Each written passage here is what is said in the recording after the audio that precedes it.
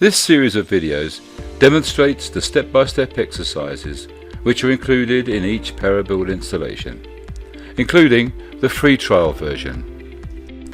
In this exercise, we'll look at how to generate and configure bills of materials.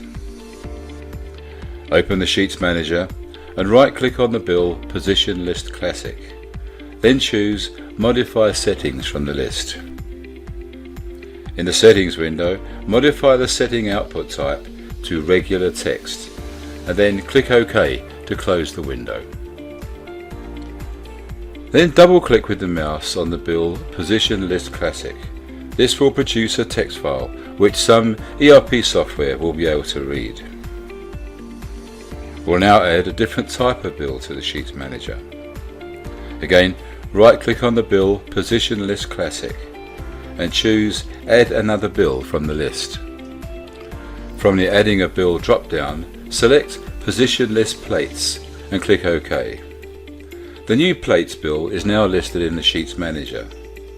Double-click on the new bill and it will open in the default spreadsheet program. In the Sheets Manager, click on the Settings button and open Bills of Materials in the tree structure. Then click on Position List Ordering and activate the setting Activate this bill. Click on Bills of Materials again and select New Bill, and you'll be prompted to enter a name for the bill. Do this and press OK. Then go back to Bills of Materials again and click on Save Bills. From the Choose a Name dialog, enter a name and press Save. Then press OK to close the Settings dialog.